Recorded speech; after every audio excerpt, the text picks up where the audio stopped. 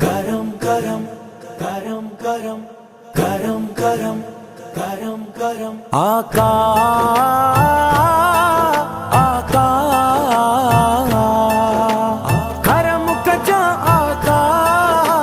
गरम कजा आका पंजे दर ते सडे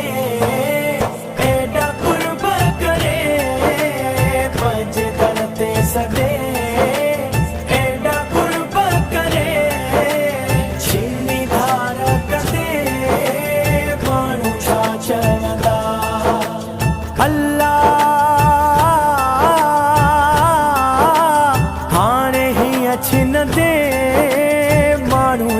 चवंदा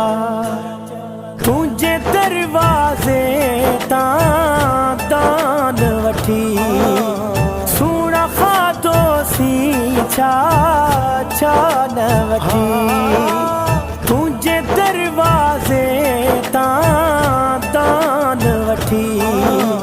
सुना खातो सी छा न वठी घूरो भोरत जन झोल भरे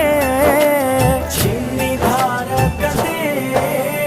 मानू छा चवंदा अल्लाह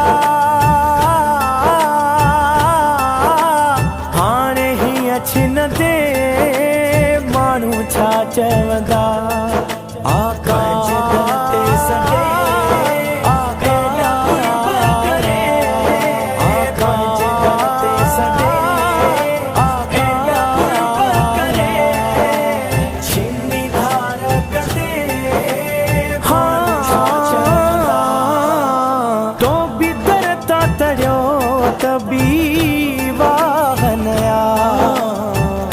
शान ही शाहन शाह नया तो भी दरता तड़ो तभी वाहनया तू जो शान ही शाहन शाह नया छो जो धुर खां वठी मुते महर धरे छिन्नी धार कदे मानू छा चवंदा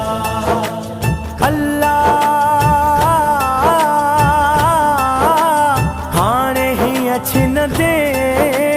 मानू छा चवंदा गरम कजा आका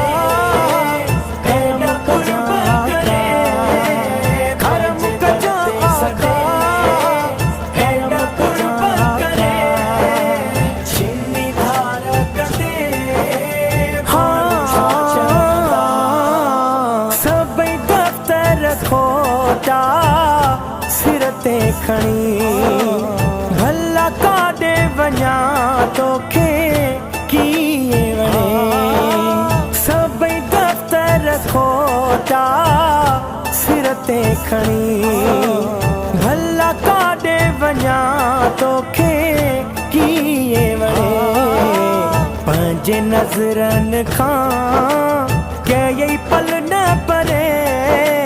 छिन्नी धार कदे मानू छा चवंदा अल्लाह हाणे ही अछिन दे मानू छा चवंदा पंहिंजे दर ते सडे एडा कुर्ब करे पंहिंजे दर ते सडे एडा कुर्ब करे छिन्नी धार कदे मानू छा चवंदा मुखे मुझे कसूर जी माफ़ी ॾियो कढी रलजे असां ॾऊं माफ़ी ॾियो मुखे मुझे कसूर जी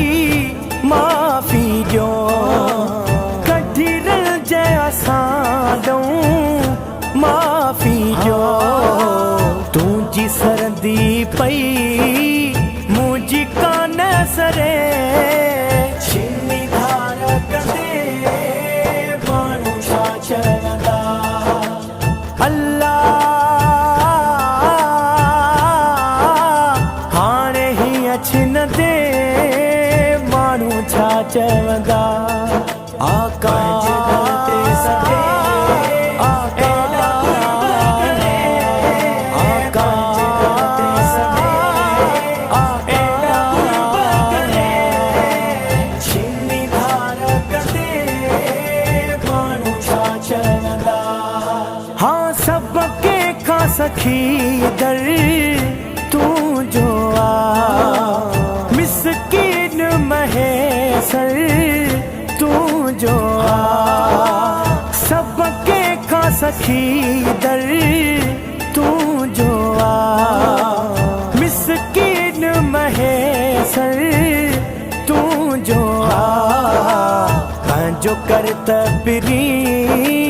मुझो याव ठरे छिन्नी धार कदे मानू छा चवंदा अल्लाह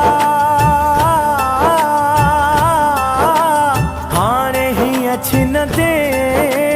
मानू छा चवंदा पंज दर ते सटे